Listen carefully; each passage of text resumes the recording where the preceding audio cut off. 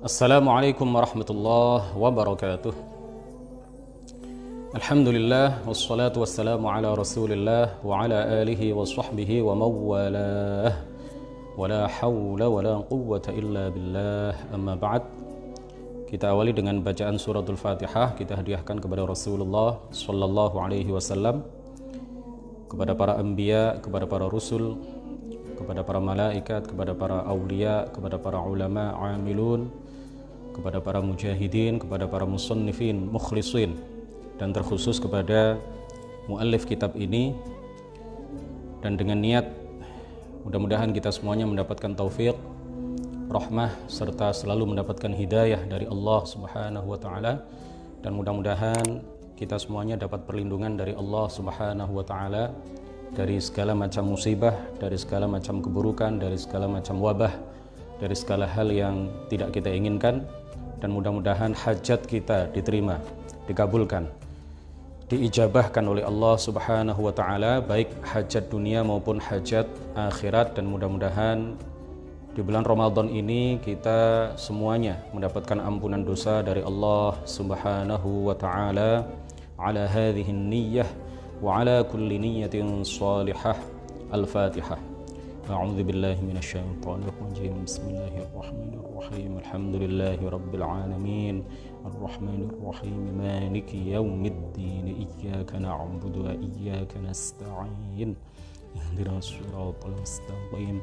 Siratal ladzina an'amta 'alaihim ghairil maghdubi 'alaihim waladdallin. Amin. Para pemirsa NU Online yang mudah-mudahan semuanya senantiasa mendapatkan limpahan taufik, rahmah, serta hidayah dari Allah Subhanahu wa taala. Melanjutkan kajian kitab Aqidatil Awam karya Syekh Ahmad Al-Marzuqi, Al-Habib As-Sayyid Ahmad Al-Marzuqi rahimahullah. Kita telah sampai pada bait nazam ke-6. Beliau mengatakan qala al-muallif rahimahullahu taala wa nafa'ana bihi wa amaddana bi amdadihi wa afadha alaina min barakatihi. Amin. Fallahu mawjudun qadimun baqi mukhalifun lil khalqi bil itlaqi. Fallahu, maka Allah Subhanahu wa taala, mawjudun adalah zat yang ada, qadimun zat yang tidak bermula, baqi zat yang tidak berpenghabisan, maha kekal, mukhalifun lil khalqi yang berbeda dengan seluruh makhluk, bil itlaqi alal itlaq, bil itlaqi secara mutlak. Muallif kitab ini menyebutkan beberapa sifat Allah Subhanahu wa taala. Yang pertama, bahwa Allah Subhanahu wa taala disifati dengan sifat wujud. Jadi wujud itu adalah sifat Allah Subhanahu wa taala, tetapi al-mawjud itu bukan nama Allah. Jadi kita tidak mengatakan Abdul Mawjud, ya, hamba Allah yang maha ada misalkan. Ya, tidak dikatakan seperti itu, nggak ada. Umat Islam dari masa dulu sampai sekarang yang memberikan nama anaknya Abdul Mawjud misalkan, nggak ada. Karena memang Al-Mawjud itu bukan nama Allah, bukan salah satu nama, bukan ism min asma'illah, bukan. Tetapi Al-Wujud itu adalah salah satu sifat Allah Subhanahu wa ta'ala. Dan al-wujud ini adalah sifat nafsiyah, as-sifatun nafsiyah. Disebut, kemarin sudah kita jelaskan apa itu sifat nafsiyah. Allah Subhanahu wa ta'ala disifati dengan sifat al-wujud. Allah bersifat dengan sifat al-wujud. Allah ada. Kita wajib meyakini bahwa Allah Subhanahu wa ta'ala ada. Wujudnya tidak didahului oleh ketiadaan, tidak diakhiri dengan ketiadaan, tidak diawali dengan ketiadaan, tidak diakhiri dengan ketiadaan, karena wujudnya Allah itu bersifat qadim. Ya, Allah itu salah satu sifatnya adalah qadim. Allah Subhanahu wa taala bersifat dengan sifat qidam. Allah bersifat dengan sifat baqa, maka Allah itu al-baqi. Allah maha kekal. Allah juga mukhalifun lil khalqi bil itlaqi. Allah berbeda dengan segala sesuatu. Artinya wujud Allah, adanya Allah itu tidak seperti segala yang ada. Adanya Allah tanpa permulaan, tanpa akhir, tidak dilahirkan, tidak melahirkan, tidak berayah, tidak beribu, tidak beranak, tidak berjenis kelamin laki-laki, tidak berjenis kelamin perempuan, tidak bersifat dengan bergerak, tidak bersifat dengan diam, tidak bersifat dengan terus-terusan bergerak, tidak bersifat dengan terus-terusan diam, tidak bersifat dengan kadang-kadang diam, kadang-kadang bergerak. Jadi Allah keberadaannya tidak seperti segala yang ada. Mawjudun la kal mawjudat. Allah ada tetapi tidak seperti segala yang ada. Allah itu syai'un la kal asya'. Nah, boleh kita mengatakan Allah adalah Allahu syai'un la kal asya'. Artinya adalah mawjudun la kal mawjudat. Bahwa Allah itu ada tetapi tidak seperti segala yang ada. Keberadaan Allah tidak sama dengan keberadaan segala sesuatu selainnya. Keberadaan Allah juga tidak membutuhkan kepada segala yang lain. Allah yang menciptakan langit, maka Allah tidak butuh kepada langit. Allah yang menciptakan arasy, maka Allah tidak butuh kepada arasy. Allah yang menciptakan manusia, maka Allah tidak butuh kepada manusia. Allah yang menciptakan langit, maka Allah berbeda dengan langit. Allah yang menciptakan manusia, maka Allah berbeda dengan manusia. Allah yang menciptakan cahaya, maka Allah berbeda dengan cahaya. Allah yang menciptakan arasy, maka Allah berbeda dengan arasy.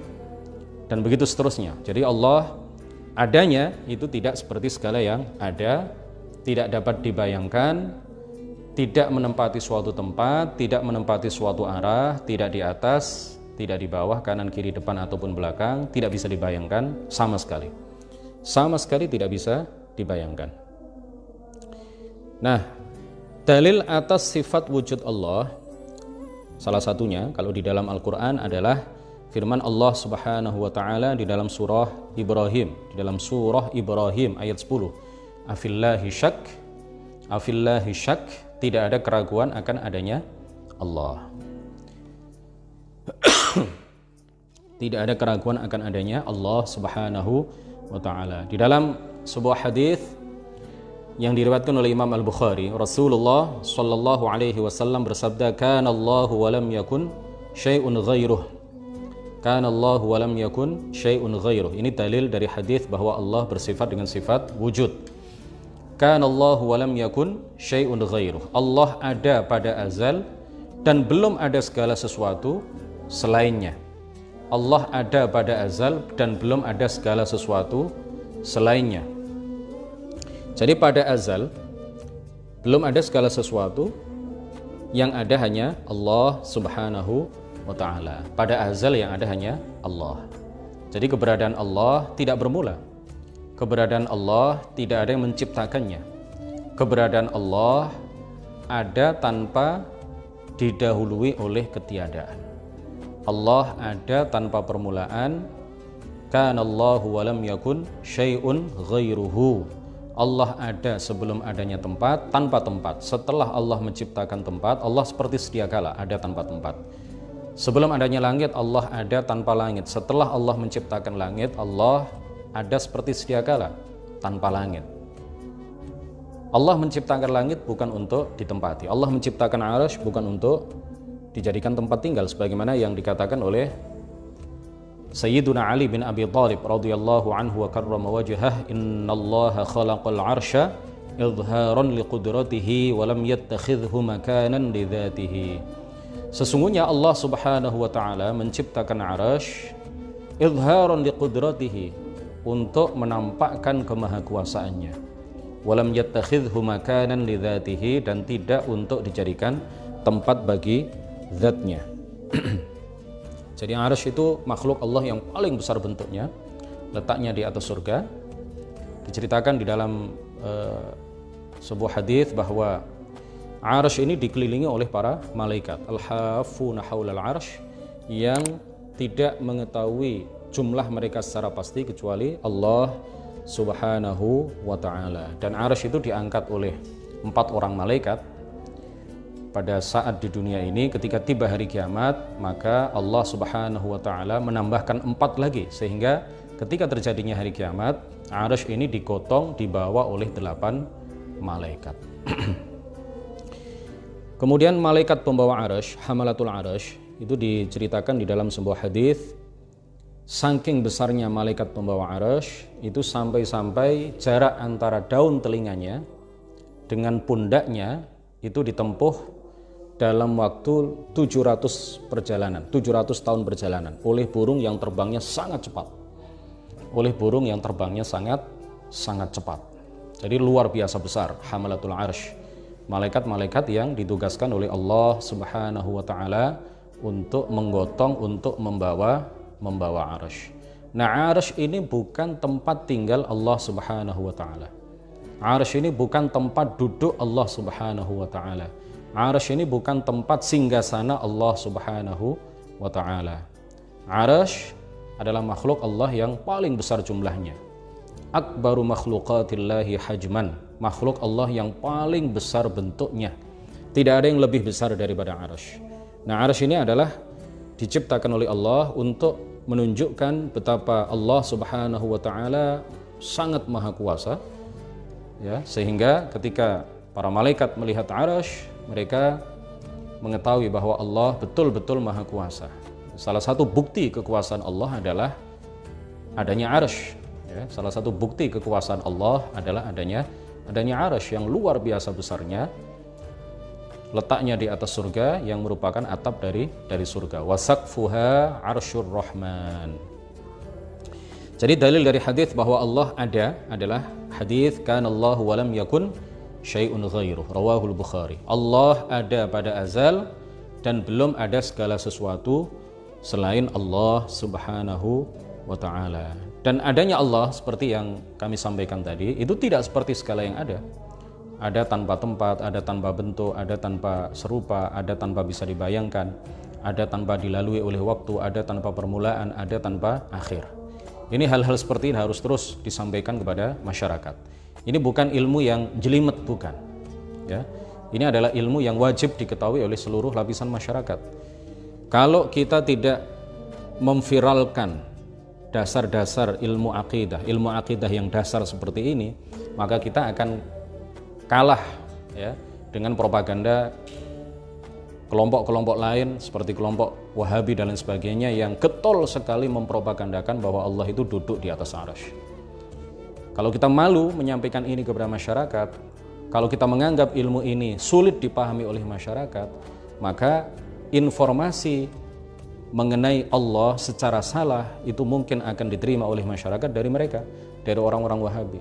Jadi sebelum informasi dari Wahabi, sebelum propaganda dari Wahabi masuk ke telinga mereka, masuk ke alam pikiran mereka, kemudian diserap ke alam bawah sadar mereka sehingga kemudian menjadi keyakinan, maka kita dahului propaganda orang-orang Wahabi dengan memviralkan Allah ada tanpa tempat, Allah ada tanpa bentuk, Allah tidak berada di atas arsy. Ini harus terus disampaikan dalam khutbah Jumat, minimal di dalam muqaddimahnya, ya, di dalam sambutan-sambutan, paling tidak itu di dalam muqaddimahnya.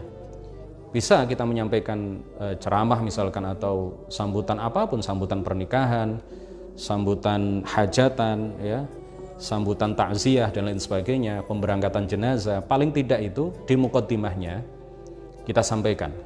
Segala puji bagi Allah, alhamdulillah, syukur kita sampaikan kepada Allah, Tuhan yang berbeda dengan segala sesuatu, Tuhan yang ada tetapi keberadaannya tidak seperti segala yang ada misalkan. Puji syukur kita haturkan kepada Allah Subhanahu wa taala, Tuhan yang tidak bisa dibayangkan, Tuhan yang tidak membutuhkan kepada tempat, Tuhan yang tidak butuh kepada arsy, tidak butuh kepada langit.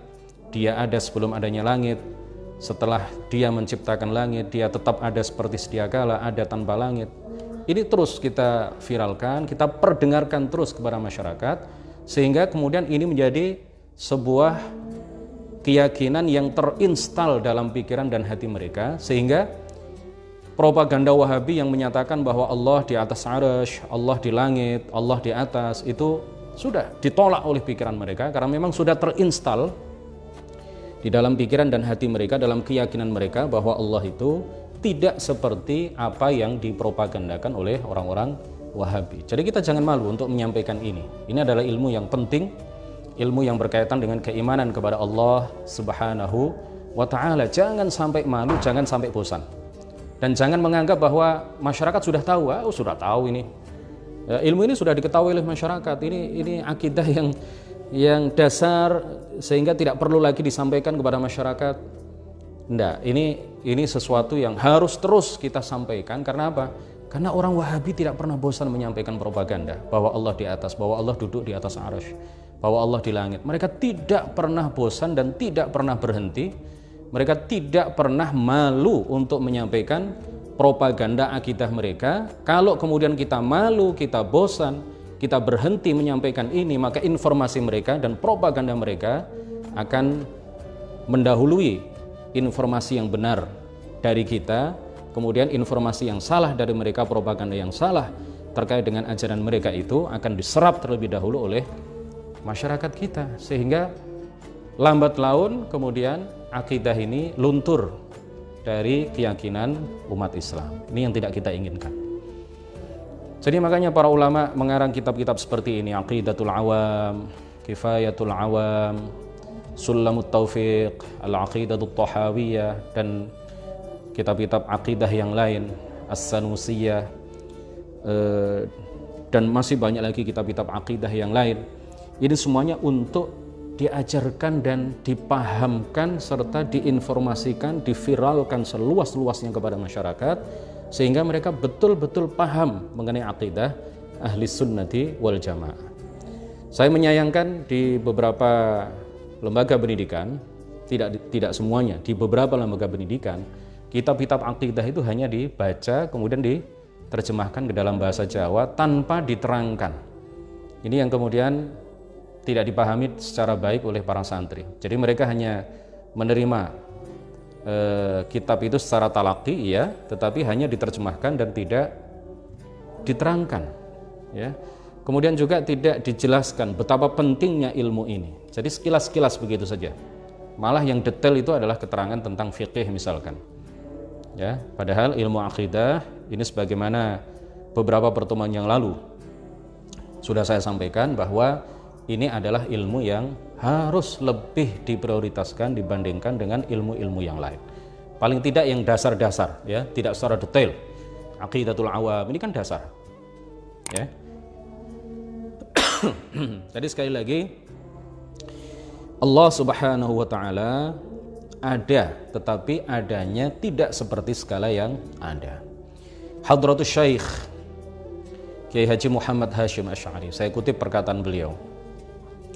Pada malam ke-7 kemarin adalah peringatan hari wafatnya beliau, ya, malam 7 Ramadan. Beliau wafat di Tebu Ireng, dimakamkan di Tebu Ireng, dan makamnya diziarahi oleh banyak sekali orang dari mana-mana. Beliau mengatakan, beliau pendiri NU, maha guru dari hampir semua kiai di Jawa.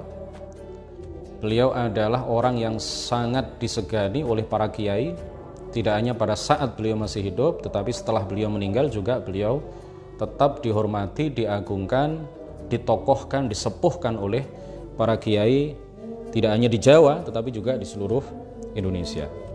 Beliau mengatakan di dalam kitab At-Tanbihatul Wajibat liman yasna'ul maulida bil munkarat, di dalam muqaddimahnya beliau mengatakan, muqaddimah kitab At-Tanbihat, beliau mengatakan, wa asyhadu an la ilaha illallah wahdahu la syarikalah al-munazzahu 'anil jismiyyati wal jihati waz zamani wal makan. Wa asyhadu an la ilaha illallah, dan aku bersaksi bahwa tiada Tuhan yang berhak disembah kecuali Allah, wahdahu, semata Allah, la syarikalahu, tidak ada sekutu baginya, al-munazzahu, yang maha suci, 'anil jismiyyati, dari berupa benda yang memiliki bentuk dan ukuran. Ya, Allah maha suci dari berupa benda. Allah bukan benda, Allah bukan jisim. Allah bukan sesuatu yang tersusun dari bagian-bagian. Allah tidak berbentuk, Allah tidak berukuran. Nah, ini Mbah Hashim, padahal yang beliau karang adalah kitab At-Tanbihatul Wajibat liman yasna'ul maulida bil munkarat. Kitab ini sebenarnya bukan kitab akidah, tetapi kitab ini beliau tujukan untuk, beliau maksudkan untuk menjelaskan bahwa jika perayaan maulid dilakukan dengan kemungkaran-kemungkaran, ya, maka perayaan itu menjadi haram untuk dilakukan. Meskipun kitab itu berbicara mengenai masalah maulid yang disertai dengan perbuatan-perbuatan haram, perbuatan-perbuatan mungkar, tetapi beliau tidak lupa untuk menyelipkan dan menyisipkan dasar-dasar akidah di dalam muqaddimah kitab ini. Sehingga beliau kemudian mengatakan ini, al-munazzahu 'anil jismiyati. Allah Maha Suci dari berupa benda. Karena Allah tidak berbentuk, Allah tidak berukuran, Allah bukan jisim. Ya. Sesuatu yang berjisim, sesuatu yang memiliki bentuk dan ukuran, sesuatu yang merupakan benda, maka itu artinya sesuatu itu bisa dibagi-bagi. Sedangkan Allah itu Al-Ahad, Maha Esa, dan esanya Allah tidak sama dengan satunya makhluk. Satunya makhluk bisa dipecah-pecah, setengah ditambah setengah. Sedangkan esanya Allah Subhanahu wa Ta'ala itu bukan dari segi bilangan, bukan dari segi jumlah, tetapi esanya Allah itu dari segi bahwa Dia, Allah, tidak ada sekutu baginya. Al-munazzahu 'anil jismiyati wal jihati, kata beliau, kata Mbah Hashim, wal jihati, dan Allah itu Maha Suci dari arah. Artinya Allah tidak menempati suatu arah sama sekali. Allah tidak di atas, di bawah, di kanan, di kiri, di depan ataupun di belakang. Waz zamani, dan Allah tidak dilalui oleh perputaran masa, karena Allah ada tanpa permulaan, Allah ada tanpa akhir. Yang dilalui oleh perputaran masa, yang dilalui oleh perjalanan waktu, itu adalah makhluk. Ya, kita saat ini berada di tahun 2020, 1441 Hijriah. Kita sudah meninggalkan tahun 1440 Hijriah, kita sudah meninggalkan tahun 2019. Kita lahir pada tahun sekian, kita wafat nanti pada tahun sekian. Kita dilalui oleh waktu. Ya, karena kita makhluk, keberadaan kita memiliki permulaan, keberadaan kita diakhiri dengan ketiadaan. Ya, itu makhluk. Jadi perputaran waktu itu yang mengalaminya adalah makhluk. Sedangkan Allah yang ada tanpa permulaan, yang ada tanpa akhir, maka Dia tidak dilalui oleh waktu. Ya, Dia tidak dilalui oleh waktu. Karena waktu itu apa? Ya, zaman itu apa sih? Muqaranatu mutajaddidin bi mutajaddidin akhir. Membandingkan antara sesuatu yang terjadi dengan sesuatu yang terjadi lainnya, itu waktu. Perputaran waktu itu seperti itu. Jadi perbandingan antara sesuatu yang terjadi dengan sesuatu yang terjadi lainnya, dengan sesuatu lain yang juga terjadi. Itu waktu. Jadi kalau saat ini adalah 2020, saat ini kita berada di tahun 2020, karena memang ada perbandingannya. Perbandingannya apa? 2020 itu sebelum 2021 dan setelah 2019, ada yang dibandingkan. Kapan kamu lahir? Kemudian dia menjawab, misalkan saya tanya seseorang, kapan kamu lahir? Dia bisa mengatakan waktu lahirnya dia, karena memang ada yang dibandingkan. Kapan dia lahir? Ya, kapan kamu lahir? Tahun 70. Dia bisa menyampaikan waktu lahirnya dia, itu karena memang ada yang dibandingkan. Jadi waktu lahirnya adalah tahun 70. Tahun 70 itu bisa dibandingkan dengan yang lain. Sebelum 71, setelah 69. Sedangkan Allah itu adanya tanpa permulaan. Adanya Allah, keberadaan Allah itu adanya tanpa permulaan, adanya tanpa akhir. Sehingga mau dibandingkan dengan apa? Ya, nggak ada yang bisa dibandingkan dengan Allah Subhanahu wa Ta'ala, karena Dia ada tanpa permulaan, ada tanpa dilahirkan, dan ada tanpa akhir, keberadaannya kekal selamanya. Jadi tidak bisa dibandingkan dengan apapun. Makanya Syekh Hashim Asy'ari, Hadratus Syekh Mbah Hashim Asy'ari, beliau mengatakan apa? Al-munazzahu 'anil jismiyati wal jihati waz zaman, ya. Dan Dia Maha Suci dari waktu, tidak dilalui oleh waktu, tidak dilalui oleh perputaran zaman. Ini sama dengan apa yang dikatakan oleh misalkan Al-Imam Abu Mansur Al-Baghdadi di dalam kitab Al-Farqu Bainal Firaq.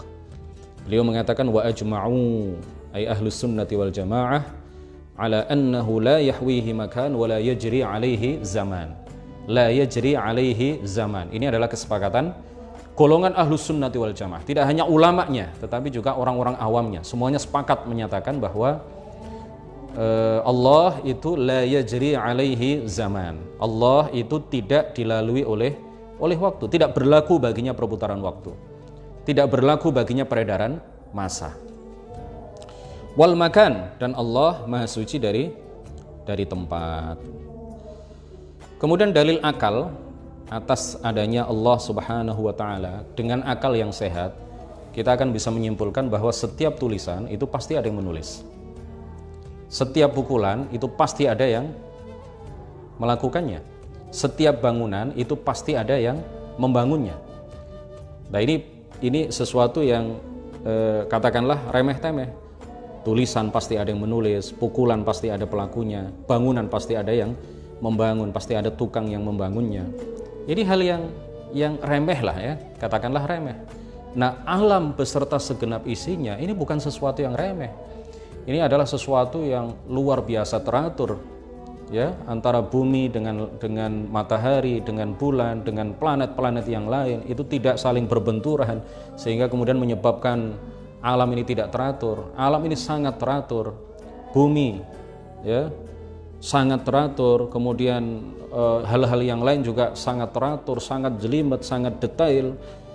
Ini semuanya pasti ada yang menciptakan. Pukulan saja ada yang pelakunya, tulisan saja ada yang menulisnya, bangunan saja ada yang membangunnya. Apalagi alam beserta segenap isinya yang sangat teratur, yang sangat jelimet, yang sangat detail ini, pasti alam dan segenap isinya pasti ada yang menciptakan.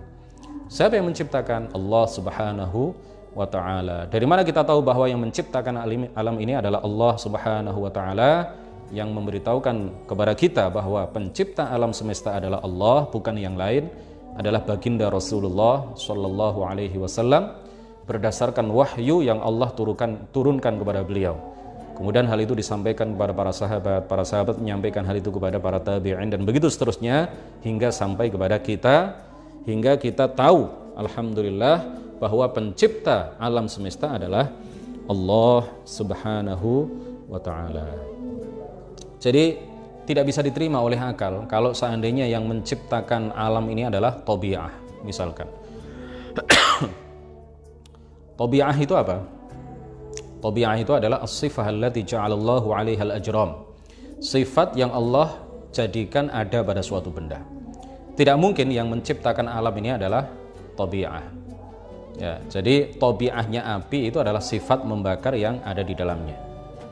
Ketika suatu benda tersentuh api, kemudian benda itu terbakar, maka yang menciptakan kebakaran pada benda yang tersentuh oleh api itu bukan tabi'ah, bukan sifat membakar yang ada pada api. Makanya Nabi Ibrahim alaihissalam ketika dimasukkan oleh Raja Namrud dan bala tentaranya ke dalam api yang berkobar-kobar, Nabi Ibrahim alaihissalam sama sekali tidak terbakar. Karena pencipta api adalah Allah, pencipta sifat membakar yang ada pada api adalah Allah, pencipta suatu benda yang tersentuh oleh api kemudian menjadi terbakar, itu juga adalah Allah Subhanahu wa ta'ala. Kalau Allah menghendaki sesuatu tersentuh oleh api kemudian tidak terbakar, maka dia tidak terbakar. Obat itu sifat yang ada di dalamnya adalah menyembuhkan. Tabi'ahnya obat itu adalah menyembuhkan. Ketika seseorang minum obat kemudian sembuh, maka yang menciptakan kesembuhan pada diri orang itu bukan sifat menyembuhkan yang ada dalam obat, tetapi yang menciptakan obat itu adalah Allah. Yang menciptakan sifat menyembuhkan yang ada pada obat itu juga adalah Allah, dan yang menciptakan kesembuhan orang sakit karena minum obat itu juga adalah Allah. Makanya banyak orang sakit minum obat tidak sembuh-sembuh karena obat tidak bisa menciptakan kesembuhan.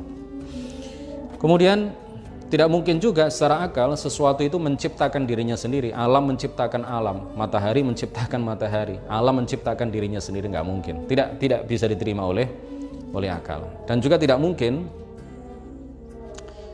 secara akal sesuatu menciptakan sesuatu lain yang serupa dengannya. Ya. Lalu juga tidak masuk akal kalau yang menciptakan alam ini adalah, atau yang menciptakan sesuatu itu adalah illah, misalkan. Illah itu apa? Illah itu adalah ma yujadul ma'lulu biwujudihi wa yu'damu bi'adamihi. Sesuatu yang ketika illah itu ada, maka ma'lul menjadi ada. Dan ketika illah itu tidak ada, maka otomatis ma'lul juga tidak ada. Contohnya adalah seperti ini, akik yang ada di jari saya. Ketika tangan saya gerakkan, ketika jari saya gerakkan, maka otomatis akik yang berada di jari saya ikut bergerak. Nah, bergeraknya jari itu adalah illah, sedangkan bergeraknya akik yang disebabkan oleh bergeraknya jari, ya, bergeraknya akik yang ada di jari, yang ikut bergerak, yang turut bergerak ketika jari digerakkan, itu adalah ma'lul. Jadi adanya illah itu meniscayakan adanya ma'lul. Gerakan jari itu meniscayakan gerakan akik atau cincin yang berada di jari. Nah, yang menciptakan gerakan akik ketika jari bergerak itu bukan gerakan jari, tapi yang menciptakan gerakan jari adalah Allah. Yang menciptakan gerakan akik yang ada di jari, yang ikut bergerak karena jari bergerak, itu juga adalah Allah Subhanahu wa ta'ala. Sampai segitunya para ulama menjelaskan kepada kita, itu untuk memberikan keyakinan kepada kita bahwa Allah adalah pencipta segala sesuatu. Apapun selain Allah itu tidak bisa menciptakan sesuatu, ya, apapun selain Allah tidak bisa menciptakan sesuatu. Di akhir majelis ini saya akan mengisahkan kisah seseorang yang mengingkari adanya Allah, seorang ateis, ya, di masa lalu. Ini diceritakan bahwa dia ini berada di masa Imam Abu Hanifah. Jadi ada perdebatan antara orang yang mengingkari adanya Allah dengan seorang alim, yang dikatakan bahwa alim itu adalah Imam Abu Hanifah. Diriwayatkan bahwa salah seorang yang mengingkari adanya Allah Subhanahu wa ta'ala mendatangi seorang khalifah. Ia berkata, ulama-ulama di masa Anda semuanya menyatakan bahwa alam ini ada yang menciptakannya. Kata dia, saya siap untuk meyakinkan mereka dan meyakinkan Anda bahwa alam ini tidak ada yang menciptakannya. Alam ini ada dengan sendirinya. Kemudian setelah itu khalifah mengutus seseorang untuk menghadap seorang alim besar, ya, ketika itu, yaitu Imam Abu Hanifah, dan menyampaikan berita ini kepadanya serta memintanya untuk datang. Kemudian orang alim ini sengaja datang telat, ya, dari waktu yang telah disepakati bersama. Ketika datang, ia disambut oleh khalifah dan kemudian dipersilahkan duduk di deretan paling depan. Jadi sudah disetting sedemikian rupa, akan ada majelis munadharah, akan diadakan forum perdebatan antara orang ateis dengan seorang alim besar, ya, seorang tokoh besar ketika itu yang sangat disegani oleh banyak orang, termasuk oleh khalifah. Nah, ketika sudah berkumpul seperti itu, kemudian orang alim yang datang telat itu tadi ditanya oleh ateis, "Wahai fulan, mengapa engkau datang terlambat?" Kemudian orang alim itu berkata, "Seandainya aku kabarkan kepada Anda," ya, dia akan menceritakan sesuatu kepada orang yang di debat itu, di forum perdebatan itu. "Seandainya aku katakan kepada Anda mengenai cerita yang akan aku sampaikan kepada Anda, apakah Anda percaya? Seandainya ini terjadi, apakah Anda percaya? Rumahku itu berada di seberang sungai Dijlah, sungai Tigris di Irak. Nah, ketika aku tadi ingin melewati sungai itu, biasanya di situ ada perahu, ya, yang bagus. Sudah ada orang yang akan mengantar aku ke seberang sungai berikutnya sehingga aku sampai di sini. Nah, aku tadi ketika akan sampai ke sini, ketika akan menyeberangi sungai, ternyata di sungai itu nggak ada perahu kecuali satu perahu yang berlobang di sana kemari, ya, di sana sini. Jadi ada perahu, tetapi perahu itu sudah rusak, sudah rusak. Ya, kalau perahu itu aku paksakan untuk aku jadikan alat menyeberang ke tempat ini, maka pasti akan tenggelam. Nah, tiba-tiba kayu-kayu yang semula compang-camping atau apa ya istilahnya, morat-marit, kayu-kayu perahu yang semula morat-marit, kemudian lubang yang ada di sana sini itu tiba-tiba bergerak sendiri, kemudian ada paku yang melayang sendiri, ada palu yang melayang sendiri, kemudian memukul. Jadi palu itu kemudian memukul paku itu, kemudian membenahi sendiri, tidak ada tukang sama sekali di situ, dan akhirnya perahu itu layak untuk aku jadikan alat penyeberangan sehingga aku sampai sini. Kemudian tokoh ateis itu mengatakan begini, saksikanlah wahai masyarakat, saksikanlah wahai khalifah, kebohongan apa yang telah dia sampaikan, kedustaan macam apa yang telah dia sampaikan kepada kita semuanya. Masa ada perahu itu yang rusak, bolong di sana sini, berlubang di sana sini, kayunya morat-marit di sana sini, kemudian kayu itu bergerak sendiri, kemudian lubang itu menutup sendiri, kemudian ada palu yang melayang sendiri tanpa disentuh sama sekali oleh tukang kayu. Nggak mungkin ini, nggak mungkin. Ini kebohongan apa yang telah dia sampaikan? Masa orang seperti ini kemudian kalian hadirkan ke sini untuk berdebat melawan aku? Nah, kemudian seorang alim itu kemudian mengatakan apa? Wahai fulan, kalau memang engkau tidak percaya bahwa perahu yang semula rusak kemudian memperbaiki dirinya sendiri, kemudian menutup lubang-lubangnya sendiri, kemudian merapikan kayu-kayunya yang tadinya morat-marit kemudian menjadi teratur, lalu perahu yang awalnya tidak layak untuk dinaiki lalu kemudian menjadi layak untuk dinaiki tanpa disentuh oleh tukang kayu sedikit pun, kamu katakan itu sebagai kedustaan. Nah, apa yang kamu katakan itu lebih dusta daripada ini. Apa yang kamu yakini bahwa alam ini ada dengan sendirinya tanpa ada yang menciptakan sama sekali, ini lebih dusta, lebih bohong, lebih tidak masuk akal dibandingkan dengan perahu. Perahu itu kan sesuatu yang kecil, sedangkan alam ini beserta segenap isinya, langit dan bumi beserta segenap isinya, ini adalah sesuatu yang sangat teratur, sangat ajaib, ya, sangat mempesona. Tidak mungkin ada begitu saja. Tidak mungkin mengatur dirinya sendiri, tidak mungkin menciptakan dirinya sendiri tanpa ada yang menciptakan. Nah, ini artinya engkau adalah orang yang memang tidak menggunakan akal sehat. Nah, dengan mengatakan seperti itu, Imam Abu Hanifah kemudian bisa membungkam ateis itu sehingga dia tidak bisa membalas perdebatan itu, sehingga dia terbungkam 1000 bahasa, kalah, ya. Akhirnya perdebatan itu dimenangkan oleh Al-Imam Abu Hanifah, seorang alim besar, tokoh besar, pendiri mazhab Hanafi, sehingga kemudian ateis itu tidak lagi berani untuk menyampaikan ajaran-ajarannya, tidak lagi berani untuk menyampaikan apa yang dia yakini kepada masyarakat. Ada satu kisah lagi. Jadi suatu ketika ada kalau yang kedua ini saya nggak tahu cerita betulan apa enggak. Tapi suatu ketika ada seorang guru yang ateis, tidak percaya adanya Tuhan. Lalu dia mengatakan, Tuhan tidak ada di hadapan murid-muridnya. Tuhan tidak ada. Saya yakin bahwa alam ini ada begitu saja. Tidak mungkin ada yang menciptakan. Kemudian murid, ya, salah seorang murid bertanya, apa bukti bahwa Tuhan itu tidak ada? Lalu guru itu mengatakan, buktinya dia nggak bisa dilihat, dia nggak bisa dirasakan, dia nggak bisa didengar, dia nggak bisa dilihat sama sekali. Berarti tidak ada. Kalau tidak bisa dilihat, pasti tidak ada. Kemudian murid yang cerdas itu mengatakan, berarti Anda tidak punya otak. Loh, kenapa kamu mengatakan seperti itu? Iya, karena saya tidak bisa melihat otak Anda. Berarti Anda tidak punya otak. Karena otak Anda nggak bisa dilihat, otak Anda nggak bisa dirasakan, otak Anda nggak bisa didengar. Saya nggak melihatnya, berarti nggak ada, ya. Anda nggak punya otak.